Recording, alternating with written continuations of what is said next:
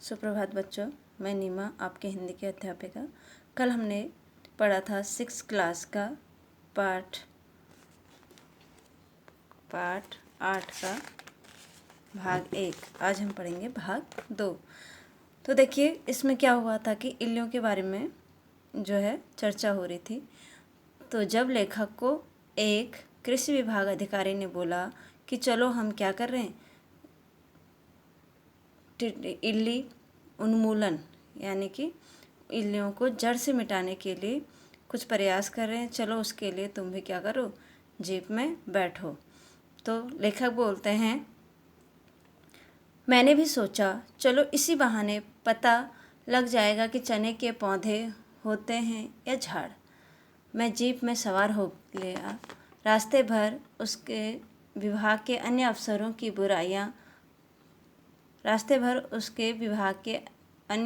की बुराइयां करता उसका मनोरंजन करता रहा। कोई 1.5 घंटे बाद हम एक ऐसी जगह पहुंच गए जहां चारों तरफ खेत थे। वहां एक छोटा अफसर खड़ा इस बड़े अफसर का इंतजार कर रहा था। हम उतर गए। मैंने गौर से देखा, चने के पौधे होते हैं, खेत होते हैं, यानी समधन की घोड़ी कोई गलत नहीं खड़ी थी। वहाँ वहीं खड़ी थी जहाँ हमारी जीप खड़ी थी। अब देखिए लेखक क्या बोलते हैं कि मैंने भी सोचा क्यों ना चला जाए, इसी बहाने में चने के पौधे को देख लूँगा। यानी लेखक ने चने के पौधे को नहीं देखा, तो कहते हैं कि नहीं देखा था, तो वो बोलते हैं कि चने के पौधे को भी देख लूँगा, वो झाड़ होता है क्या होता है मैं देख लूँगा। मैं जीप पर सवार हो गया, कहते हैं लेखक। रास्ते में जो कृषि विभाग का अफसर था उससे जो है कह रहे, मैंने जो कि अन्य अफसरों की बुराइयां करता उसका मनोरंजन करता रहा। यानी जो उसके अन्य अफसर थे उनकी बुराइयां करता रहा और उसका क्या हो रहा था, मनोरंजन हो रहा था। कोई 1.5 घंटे बाद जो है हम ऐसी जगह पहुंच गए जहां चारों तरफ क्या थे, खेत ही खेत थे, और एक छोटा अफसर जो था उस अपने बड़े अफसर का इंतज़ार वहाँ पे कर रहा था। मैंने गौर से देखा तो चने के पौधे होते हैं, खेत भी होते हैं, यानी समधन की घोड़ी वाला जो गीत था वो कोई गलत नहीं था। यानी वहीं पे जो था समधन की घोड़ी जो है वहीं खड़ी होती। वो कह रहे वहीं खड़ी थी हमारी जीप, जहाँ हमारी जीप खड़ी थी। हम पैदल चलने लगे, चारों ओर खेत थे। मैंने एक किसान से पूछा, तुम जब खेतों में खोदते हो तो क्या निकलता है? वह समझा नहीं, फिर बोला, मिट्टी निकलती है। अब देखिए लेखक क्या पूछते हैं, एक किसान से पूछते हैं कि तुम खेतों में जब खोदते हो तो क्या निकलता है? तो वो लेखक नहीं समझा और फिर बोला कि मिट्टी निकलती है, और क्या निकलता है। इसका मतलब है प्राचीन काल में भी वहाँ खेत ही थे। मैंने कहा, अगर खुदाई करने पर नगर निकले तो समझना चाहिए कि यहाँ प्राचीन काल में नगर था, और यदि सिर्फ मिट्टी निकले तो समझना चाहिए कि यहाँ प्राचीन काल में खेत थे। अब देखिए लेखक क्या कहते हैं, जब उस किसान ने बोला कि मिट्टी निकलती है तो मैं समझ गया कि यहाँ जो थे प्राचीन काल से खेत ही थे, यहाँ जो है शहर नहीं थे। अगर शहर होते तो खोदते समय क्या निकलते, कह रहे शहर के कुछ नमूने निकलते या कुछ ऐसे अवशेष निकलते जिससे कि पता चलता कि यहाँ नगर थे। आगे आगे बढ़ा। अफसर छोटे अफसर से बातें करता जा रहा था।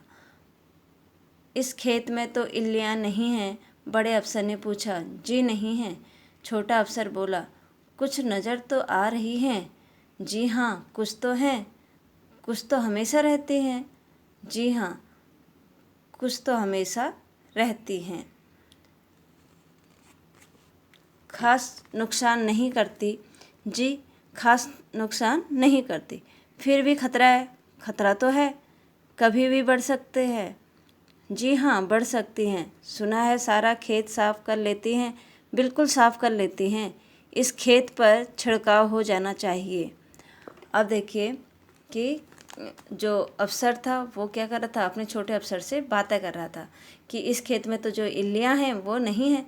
तो बड़े अफसर ने पूछा तो छोटा अफसर बोला, जी हाँ, कुछ ही नज़र आ रही हैं, ज़्यादा नहीं है। कुछ तो हमेशा ही रहती हैं यहाँ इल्लियाँ। वो कहता, हाँ कुछ तो हमेशा रहती है, लेकिन ये खास नुकसान नहीं करती हैं।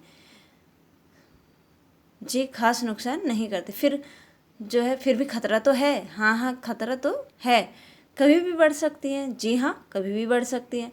सुना है सारा खेत साफ कर देती हैं। बिल्कुल साफ कर देती हैं। ऐसा कौन बोलता है? छोटा अफसर। इस खेत पर छिड़काव हो जाना चाहिए, बड़ा अफसर बोलता है। जी हाँ हो जाना चाहिए। तुम्हारा क्या ख्याल है? जैसा आप फरमाएं, यानी जैसा आप कहें, छोटे अफसर ने नम्रता से कहा। फिर वे दोनों चुपचाप चले गए। जी जैसी पोजीशन हो मुझे बताना, मैं हुक्म कर दूंगा। और सुनो, जो हुक्म, मुझे चना चाहिए, हरा बूट घर ले जाना है, जीप में रखवा दो, अभी रखवा दो, अभी रखवाता हूँ। छोटा अफसर किसान की तरफ लपका। ओए क्या नाम है तेरा? किसान भागकर पास आया। छोटे अफसर ने उसे घुड़क कर कहा, अबे तेरे खेत में इल्ली है? नहीं है हुजूर। अबे थी ना, वो कहाँ गई? हुजूर पता नहीं कहाँ गई। अबे बता कहाँ गई सब इल्लियाँ? अब देखिए कि जैसे वो जो बड़ा अफसर था वो कहता है कि इस खेत में तो छिड़काव होना चाहिए दवाई का। तो छोटा अफसर बोल रहा है हाँ होना चाहिए, तुम्हारा क्या ख्याल है? फिर बड़े अफसर छोटे अफसर से पूछता होगा था। हाँ उसने बड़े प्यार से जो है बोला कि हाँ होना चाहिए, जैसी पोजीशन हो मुझे बताना। तो फिर दोनों चुपचाप रह गए। और फिर बड़ा अफसर बोला कि जैसी स्थिति हो मुझे बताना, अगर ज़्यादा इल्लियाँ इस खेत में आई तो मुझे बताना और मैं हुक्म करूँगा, यानी मैं आदेश दूंगा और फिर यहाँ दवाइयाँ छिड़केंगे। मुझे चना चाहिए। बड़ा अफसर बोलता है मुझे क्या चाहिए? चना, हरा बूट, यानी हरा हरा चना चाहिए। घर ले जाना है, जीप में रखवा दो। बोलता कि मुझे घर ले जाना है और उसे जीप में रखवा दो। अभी रखवाता हूँ, छोटा अफसर बोला। अब छोटा अफसर किसान की तरफ लपका, यानी किसान की तरफ गया और बोला, ओए क्या नाम है तेरा? तो किसान भागकर पास में आ गया। छोटे अफसर ने बोला कि घुड़क कर कहा कि अबे तेरे खेत में इल्लियाँ हैं, मतलब उसको देखते हुए कहा कि तेरे खेत में जो है इल्ली है? वो बोला नहीं हुजूर नहीं है। अबे थी ना, वो कहाँ गई? तो बोलता हुजूर पता नहीं कहाँ गई। अबे बता कहाँ गई सब इल्ली? किसान हाथ जोड़े कांपने लगा। उसे लगा कि इस अपराध में उसका खेत जब्त हो जाएगा। छोटे अफसर ने क्रोध से सारे खेत की ओर देखा और फिर बोला, अच्छा खैर, जरा हरा हरा चना छांटकर साहब की जीप में रखवा दे, चल जरा जल्दी कर। अब देखिए जो छोटा अफसर था वो क्या करता है, किसान को बड़े उससे हीन भावना से देखते हुए कहता है कि अबे जो है वो तुम्हारी जो इल्लियाँ थी वो कहाँ गई? तो वो कहता है कि हुजूर पता नहीं कहाँ गई। तो जो किसान होता है वो बड़े क्या होता है, कांपने लगता है। उसे लगता है कि मुझसे कोई अपराध हो गया, इल्लियाँ यहाँ से चली गई तो पता नहीं ये जो सरकारी विभाग के अधिकारी हैं ये पता नहीं क्या करेंगे, मेरा खेत ही जब्त कर लें, यानी खेत को ही ले लें। छोटे अफसर ने क्रोध से सारे खेत की ओर देखा और फिर बोला कि खैर छोड़ जो भी है, लेकिन हरा भरा जो चना है वो साहब की जीप में रखवा दे, चल जल्दी कर। किसान खेत से चने और पौधे उखाड़ने लगा। छोटा अफसर उसके सिर पर तना खड़ा था। इधर में और बड़ा अफसर चहलकदमी करते रहे। वह बोला, मुझे खेतों से अच्छा लगता है, यहाँ सचमुच जीवन में शांति है, सुख है। अब देखिए क्या हुआ कि किसान जो था चने के खेत में से पौधों को उखाड़ने लगा और छोटा अफसर जो है वहीं पर खड़ा था कि ये कितने पौधे उखाड़ता है या कि जल्दी जल्दी उखाड़े, उसी के सिर पर खड़ा था, यानी वहीं पर खड़ा था, जिससे कि जो किसान था वो फिर जल्दी जल्दी काम कर रहा था। इधर मैं और लेखक कहते इधर मैं और जो बड़ा अफसर था वो क्या करते, बातचीत कर रहे थे। चहलकदमी होता बातचीत करना। वह बोला, कौन बोला? बड़ा किसान न बड़ा अफसर बोला कि मुझे खेतों में अच्छा लगता है, यहाँ सचमुच जीवन में क्या है, शांति है और सुख है। वह जाने क्या क्या बोलने लगा। उसने मुझे मैथिली शरण गुप्त की ग्राम जीवन पर लिखी कविता भी सुनाई जो उसने 8वीं कक्षा में रटी थी। कहने लगा, मेरे मन में मेरे मन में जब यह कविता उठती है, मैं जीप पर सवार होकर खेतों में चला आता हूँ।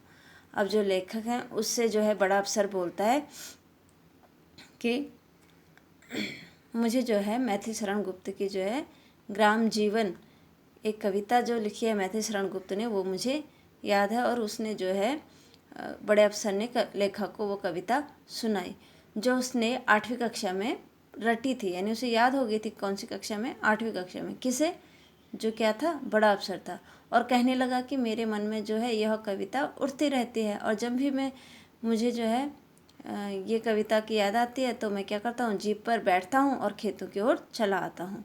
मैं बूट तोड़ते किसान की ओर देखता हुआ सोचने लगा, गुप्त जी को क्या पता था कि वे यह कविता लिखकर क्या नुकसान करवा देंगे। अब देखिए कि जो लेखक हैं वो क्या कहते हैं।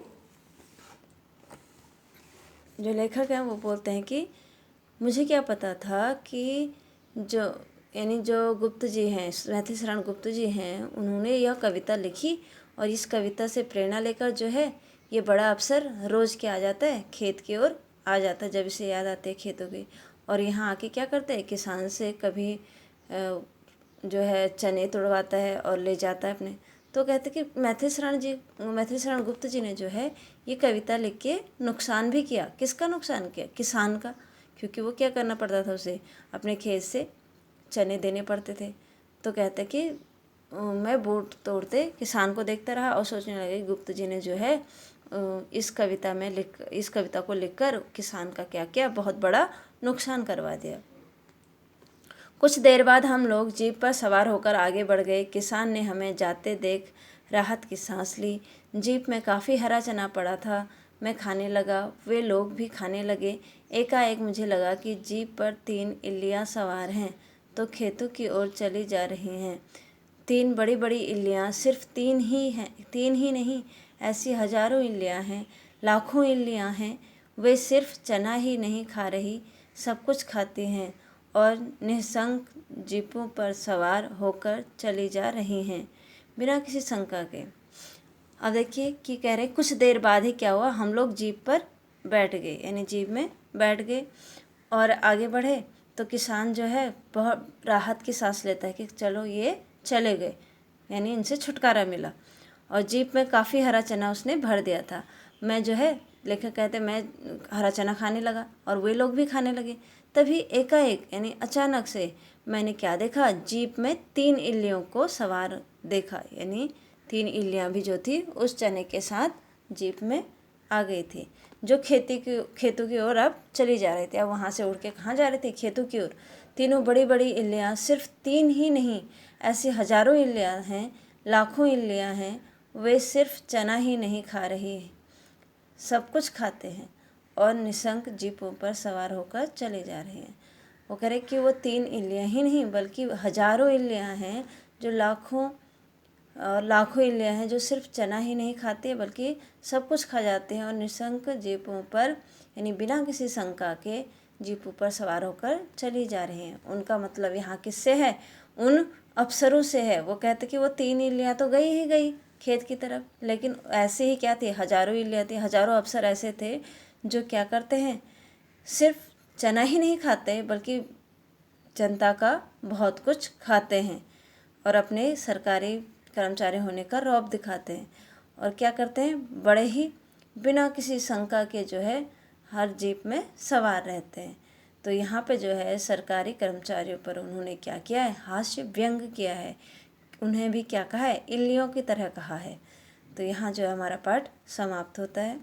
धन्यवाद।